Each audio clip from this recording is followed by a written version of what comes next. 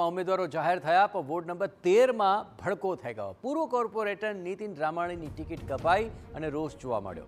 નીતિન રામાણી સમર્થકો સાથે ભાજપ કાર્યાલય પહોંચી ચૂક્યા હતા।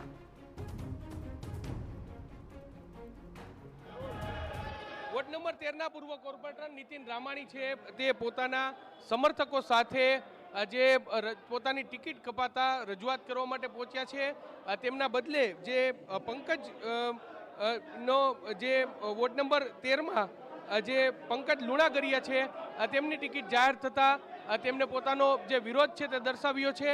તેમના અનેક જે સમર્થકો છે તેઓ અહીં પહોંચ્યા હતા અને તેમને જે શહેર ભાજપ પ્રમુખ માધવ દવે છે તેમને તેમના દ્વારા રજૂઆત છે તે કરવામાં આવી છે અને પોતાની વાત છે તે રજૂ કરી છે। તેમના સમર્થકો સ્પષ્ટપણે એવું કહી રહ્યા છે કે નીતિન રામાણી છે તેમને ટિકિટ મળવી જોઈએ અને તેને લઈને જ ક્યાંક એક પ્રકારનો રોષ છે તે અહીં જોવા મળી રહ્યો છે।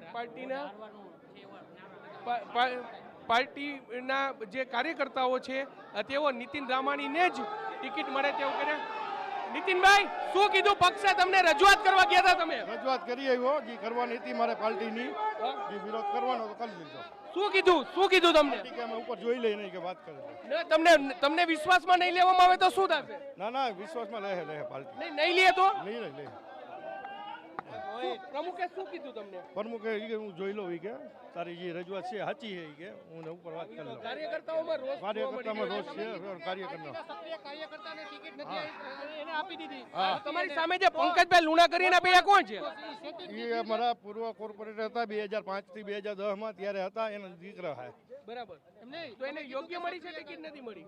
યોગ્ય સક્રિય સભ્ય નહોતા અને કે 15 વર્ષથી જોયા નથી। સેન્સ પ્રક્રિયાની અંદર જે રજૂઆત નહોતી એનું ફોર્મ નહોતું ભર્યું, એ મારે રજૂઆત કરવાની હતી, મેં કરી દીધી। બરાબર, હવે શું માંગ છે તમારી? હવે મેં ઉપર વાત કરી દીધી છે એટલે વાત કરી દીધી એટલે સ્પષ્ટપણે એટલે જે શું કહેશો મોટાભાઈ, શું થયું તમારા કાર્યકર આરે દગો થઈ ગયો છે? અત્યારે બીજેપી પક્ષે અમારી આરે દગો કરી નાખ્યો છે।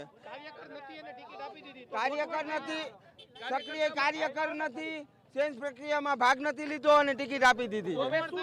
ગોઠવણ જ બીજું કાંઈ નહીં। અમારે નીતિનભાઈ ઓનલી ફોર નીતિનભાઈ કે એમ કરશું તો અમે નિષ્ક્રિય થઈને બેસી રહેશું, બીજેપી નું કામ નહીં કરી, પક્ષમાં જ રહેશું પણ અમે કામ નહીં કરી। તો બીજેપી નો જ આવે ને, અમારે નીતિનભાઈ સક્રિય કાર્યકર હતા તો પછી હવે તો અહીંયા આટલો વિરોધ થયો, હવે સમજી લ્યો। સ્પષ્ટપણે એટલે કાર્યકર્તામાં રોષ છે તે જોવા મળી રહ્યો છે અને સ્પષ્ટપણે કહી રહ્યા છે કે જ્યાં સુધી નીતિન રામાણી છે તેમની ટિકિટ કાપવામાં આવતા તમામ કાર્યકર્તાઓ છે તે નિષ્ક્રિય રહેશે। શહેર પ્રમુખને તેમને રજૂઆત કરી છે અને શહેર પ્રમુખ યોગ્ય નિરાકરણ કરશે તેવું આશ્વાસન છે તે આપ્યું છે। પરંતુ વોર્ડ નંબર 13ના જે નીતિન રામાણીના સમર્થકો છે તેમાં ક્યાંક રોષ જોવા મળી રહ્યો છે। કેમેરા પર્સન ભાવેશ લશ્કરી સાથે મોહિત ભટ્ટ, TV9 રાજકોટ।